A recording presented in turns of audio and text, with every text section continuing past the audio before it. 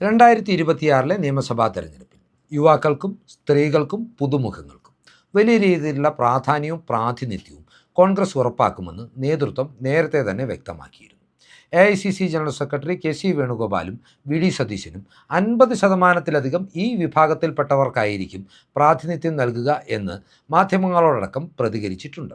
എന്നാൽ ഈ ഘട്ടത്തിൽ യുവാക്കളെയും വനിതകളെയും കൂടെ നിർത്തുന്നതിനോടൊപ്പം തന്നെ അനുഭവ സമ്പത്തിനും ആനുപാതികമായ പ്രാതിനിധ്യം നൽകുവാനാണ് കോൺഗ്രസ് നേതൃത്വം ആലോചിക്കുന്നത് എന്ന സുപ്രധാനമായ റിപ്പോർട്ടാണ് പുറത്തുവരുന്നത്.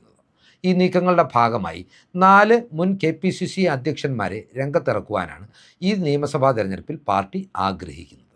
മുൻ KPCC അധ്യക്ഷന്മാരായ K. Sudhakaran, K. Muraleedharan, VM Sudheeran, Mullappally Ramachandran എന്നീ 4 പേരായിരിക്കും കോൺഗ്രസിന് വേണ്ടി വരാനിരിക്കുന്ന നിയമസഭാ തെരഞ്ഞെടുപ്പിൽ മത്സരത്തിനിറങ്ങുക. K. മുരളീധരനും K. സുധാകരനും ഇന്നും പാർട്ടി അണികളുടെ ആവേശമാണ്. അണികളെ പ്രകമ്പനം കൊള്ളിക്കുന്ന പ്രസംഗങ്ങൾ കൊണ്ടും കുറുക്കുകൊള്ളുന്ന രാഷ്ട്രീയ വിമർശനങ്ങൾ കൊണ്ടും വെല്ലുവിളികൾ കൊണ്ടും ഇവർ കോൺഗ്രസ് അണികൾക്ക് മാത്രമല്ല UDF അണികൾക്കും കേരളത്തിലെ പൊതുജനങ്ങൾക്കും ഏറെ സ്വീകാര്യതയുള്ള നേതാക്കളാണ്. അതേസമയം മുല്ലപ്പള്ളി രാമചന്ദ്രനും VM സുധീരനും മാസ് നേതാക്കൾ അല്ലെങ്കിൽ കൂടിയും കൃത്യമായ ഒരു പ്രതിച്ഛായ കേരള സമൂഹത്തിന് മുന്നിൽ അനുഭവിക്കുന്നവരാണ്. ഇതിനാൽ തന്നെ ഈ 4 പേരുടെയും അനുഭവപരിചയവും പ്രതിച്ഛായയും അഴിമതി വിരുദ്ധ മനോഭാവവും കോൺഗ്രസിന് വലിയ രീതിയിൽ മുതൽക്കൂട്ടാകുമെന്ന വിലയിരുത്തലിൻ്റെ അടിസ്ഥാനത്തിലാണ് 2026 നിയമസഭാ തെരഞ്ഞെടുപ്പിൽ ഇവരെ മത്സര രംഗത്തിറക്കുവാൻ പാർട്ടി ആലോചിക്കുന്നത്. ഇനി ഇവർ ഏതെല്ലാം മണ്ഡലങ്ങളിൽ നിന്നാകും മത്സരിക്കാൻ പോകുന്നത് എന്നതിനെക്കുറിച്ചുള്ള കൃത്യമായ ചില വിവരങ്ങളും ഈ ഘട്ടത്തിൽ പുറത്തു വരുന്നുണ്ട്. KPCCയുടെ മുൻ അധ്യക്ഷനായ K. സുധാകരൻ CPMൻ്റെ തട്ടകമായ കണ്ണൂരിൽ നിന്നാണ് കോൺഗ്രസിന് വേണ്ടി പടപൊരുതി രാഷ്ട്രീയ വളർച്ച നേടിയെടുത്തിട്ടുള്ളത്. ഇപ്പോൾ കണ്ണൂർ MP ആയ അദ്ദേഹം കണ്ണൂർ അസംബ്ലി നിയോജക മണ്ഡലത്തെ നിയമസഭയിൽ പ്രതിനിധീകരിക്കുകയും മന്ത്രിസ്ഥാനം അലങ്കരിക്കുകയും ചെയ്തിട്ടുള്ള വ്യക്തിത്വമാണ്. K. സുധാകരൻ 2026 കണ്ണൂരിൽ നിന്ന് വീണ്ടും മത്സരത്തിനിറങ്ങും എന്നതിൻ്റെ സൂചനകളാണ് ഇപ്പോൾ പുറത്തു വരുന്നത്. ഇതുമായി ബന്ധപ്പെട്ട് കോൺഗ്രസ് ഹൈക്കമാൻഡ് സുധാകരന് നേരത്തെ തന്നെ ചില ഉറപ്പുകൾ നൽകിയിരുന്നതായും സൂചനകൾ പുറത്തു വരുന്നുണ്ട്. KPCC അധ്യക്ഷ സ്ഥാനത്ത് നിന്ന് മാറ്റിയ ഘട്ടത്തിൽ തന്നെ K. സുധാകരനെ കോൺഗ്രസ് വർക്കിംഗ് കമ്മിറ്റിയിൽ സ്ഥിരം ക്ഷണിതാവാക്കിയെങ്കിലും അപ്പോൾ തന്നെ അദ്ദേഹത്തിന് 2026 നിയമസഭാ തെരഞ്ഞെടുപ്പിൽ മത്സരത്തിന് അവസരമൊരുക്കുമെന്ന് പാർട്ടി നേതൃത്വം വ്യക്തമാക്കിയിരുന്നു. മുഖ്യമന്ത്രി സ്ഥാനത്തേക്ക് പരിഗണിക്കുകയില്ല എങ്കിൽ കൂടിയും K. സുധാകരൻ തീർച്ചയായും സുപ്രധാന ഒരു വകുപ്പുമായി UDF ഒരു മന്ത്രിസഭ രൂപീകരിക്കുന്നുണ്ടെങ്കിൽ അതിൽ ഉണ്ടാകുമെന്ന കാര്യത്തിലും തർക്കമില്ല. നിലവിലെ രാഷ്ട്രീയ സാഹചര്യങ്ങളിൽ 2016 2021 UDFന് നേരിയ ഭൂരിപക്ഷത്തിൽ നഷ്ടപ്പെട്ടു പോയ കണ്ണൂർ നിയോജക മണ്ഡലത്തിൽ നിന്നായിരിക്കും K. സുധാകരൻ UDFന് വേണ്ടി മത്സരത്തിനായി നിയമസഭയിലേക്ക് ഇറങ്ങുക. സുധാകരനെ സംബന്ധിച്ചിടത്തോളം 2024 പാർലമെൻറ്റ് തെരഞ്ഞെടുപ്പിൽ CPMൻ്റെ ഉരുക്കുകോട്ടകളിലടക്കം കൃത്യമായ കടന്നുകയറ്റം നടത്തി 1 ലക്ഷത്തിലധികം ഭൂരിപക്ഷത്തിൽ വിജയിച്ചു കയറുവാൻ കണ്ണൂർ പാർലമെൻറ്റ് സീറ്റിൽ നിന്ന് അദ്ദേഹത്തിന് സാധിച്ചിരുന്നു. 2016 2021 UDFന് വേണ്ടി കണ്ണൂർ നിയോജക മണ്ഡലത്തിൽ മത്സരത്തിനിറങ്ങിയത് അന്തരിച്ച കോൺഗ്രസ് നേതാവായ സതീശൻ പാച്ചേനിയായിരുന്നു. 2000-ൽ താഴെ വോട്ടുകളുടെ ഭൂരിപക്ഷത്തിലാണ് ഈ 2 തെരഞ്ഞെടുപ്പിലും സതീശൻ പാച്ചേനിയെ ഇപ്പോൾ മന്ത്രിയായിട്ടുള്ള കടന്നപ്പള്ളി രാമചന്ദ്രൻ പരാജയപ്പെടുത്തിയിട്ടുള്ളത്. 2026 കടന്നപ്പള്ളി രാമചന്ദ്രൻ മത്സരരംഗത്തുണ്ടാവില്ല എന്ന കാര്യവും ഏറെക്കുറെ ഉറപ്പിക്കുവാൻ കഴിയും.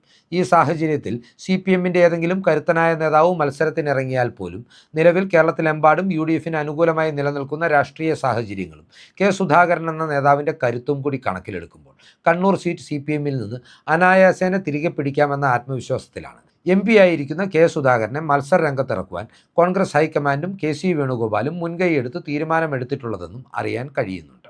KPCCയുടെ മുൻ അധ്യക്ഷനും മുൻ കേന്ദ്രമന്ത്രിയുമായ മുല്ലപ്പള്ളി രാമചന്ദ്രനെ UDF ഇത്തവണ മത്സര രംഗത്തിറക്കുവാൻ പരിഗണിക്കുന്നത് പ്രധാനമായും 2 മണ്ഡലങ്ങളിലാണ്. കണ്ണൂർ ജില്ലയിലെ പേരാമ്പ്ര അല്ലെങ്കിൽ കോഴിക്കോട് ജില്ലയിലെ നാദാപുരം സീറ്റുകളാണ് ഇവ. കണ്ണൂർ ജില്ലയിലെ പേരാമ്പ്ര സീറ്റ് നിലവിൽ പ്രതിനിധാനം ചെയ്യുന്ന MLA എന്ന് പറയുന്നത് ഇടതുമുന്നണിയുടെ കൺവീനറായ TP രാമകൃഷ്ണനാണ്. 20,000-ലധികം വോട്ടുകളുടെ ഭൂരിപക്ഷത്തിലാണ് 2021 TP രാമകൃഷ്ണൻ ഈ സീറ്റിൽ നിന്ന് വിജയിച്ചു കയറിയത്. എന്നാൽ മുല്ലപ്പള്ളിയെപ്പോലെ തികഞ്ഞ ആദർശധീരനായ ഒരു നേതാവിനെ, ക്ലീൻ ഇമേജ് ഉള്ള ഒരു നേതാവിനെ അവിടെ മത്സരത്തിനിറക്കിയാൽ പേരാമ്പ്ര സീറ്റ് തിരികെ പിടിക്കാമെന്നാണ് UDF നേതൃത്വവും കോൺഗ്രസ് നേതൃത്വവും ഒരുപോലെ കണക്ക് കൂട്ടുന്നത്.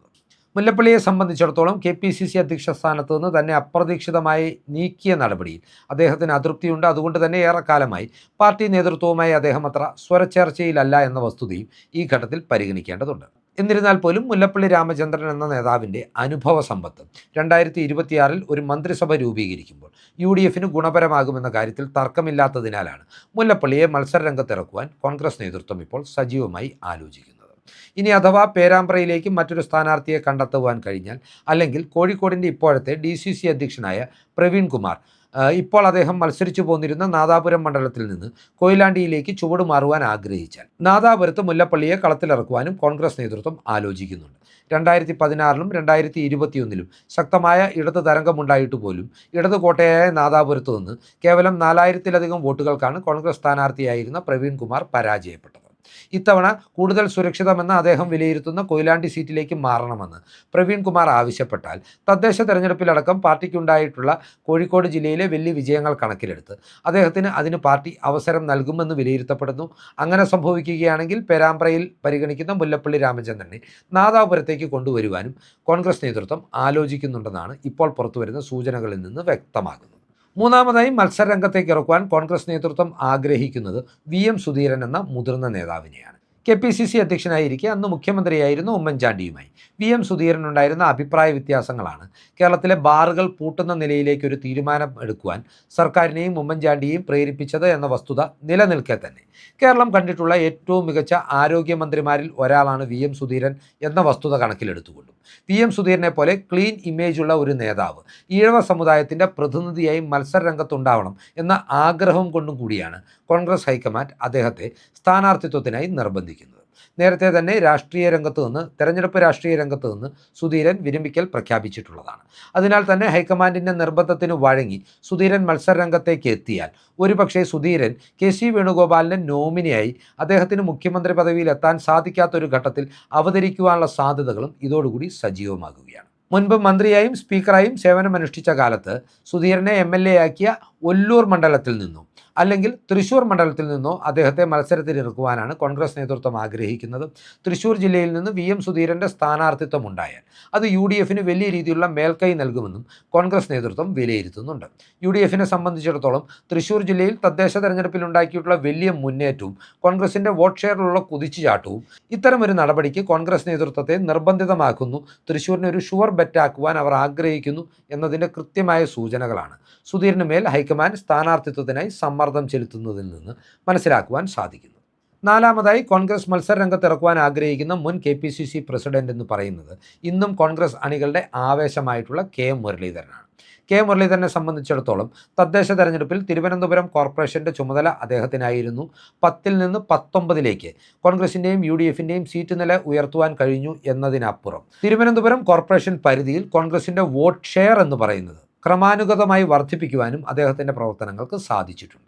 അതിനാൽ തന്നെ മുരളീധരൻ്റെ പഴയ തട്ടകമായ വട്ടിയൂർക്കാവിൽ നിന്ന് മുരളീധരൻ ഒരിക്കൽ കൂടി മത്സരരംഗത്തിറങ്ങുവാനുള്ള സാധ്യതകളാണ് ഈ ഘട്ടത്തിൽ സജീവമാകുന്നത്. എന്നിരുന്നാൽ പോലും മുരളീധരനെ പോലൊരു നേതാവിനെ CPMഉം RSSഉം ഒരുപോലെ ലക്ഷ്യമിടുന്നത് കണക്കിലെടുത്ത് മുരളീധരനെ കൂടുതൽ സുരക്ഷിതമായ മറ്റൊരു മണ്ഡലത്തിലേക്ക് മാറ്റുവാനുള്ള ആലോചനകളും സജീവമാകുന്നുണ്ട്. വട്ടിയൂർക്കാവിൽ മുരളീധരൻ മത്സരിക്കുന്ന സാഹചര്യത്തിൽ CPM വോട്ടുകൾ BJPക്ക് അനുകൂലമായി പോൾ ചെയ്യപ്പെടുവാനും അത്തരത്തിൽ മുരളീധരൻ്റെ പരാജയം ഉറപ്പുവരുത്തുവാനും ഒരു CJP ഡീൽ ഉണ്ട് എന്ന ചിന്തയുടെ അടിസ്ഥാനത്തിൽ തൃശ്ശൂർ ജില്ലയിലെ ഗുരുവായൂർ മണ്ഡലത്തിലേക്ക് മുരളീധരനെ പരിഗണിക്കണമെന്ന ആവശ്യം കോൺഗ്രസ് നേതൃത്വത്തിനിടയിൽ നിന്ന് ഇപ്പോൾ ഉയർന്നു വരുന്നുണ്ട്. ലീഗിൻ്റെ സീറ്റായ ഗുരുവായൂരിൽ അവർ നിരന്തരമായി പരാജയപ്പെടുന്നത് കൂടി കണക്കിലെടുത്താണ് കോൺഗ്രസ് ഈ സീറ്റ് ഏറ്റെടുത്തുകൊണ്ട് ലീഗിന് മറ്റൊരു സീറ്റ് വിട്ടുകൊടുത്തുള്ള ഒരു ഫോർമുലയും മുരളീധരന് വേണ്ടി മുന്നോട്ട് വെക്കപ്പെടുന്നത്. അത്തരത്തിൽ സുധീറിനൊപ്പം മുരളീധരൻ കൂടി മത്സരത്തിനായി തൃശ്ശൂർ ജില്ലയിലേക്ക് എത്തിയാൽ സാമുദായിക സമവാക്യങ്ങൾ പൂർണ്ണമായും തങ്ങൾക്ക് അനുകൂലമാകും എന്നൊരു വിലയിരുത്തലും നേതൃത്വത്തിന് ഈ ഘട്ടത്തിൽ ഉണ്ടായിട്ടുണ്ട്.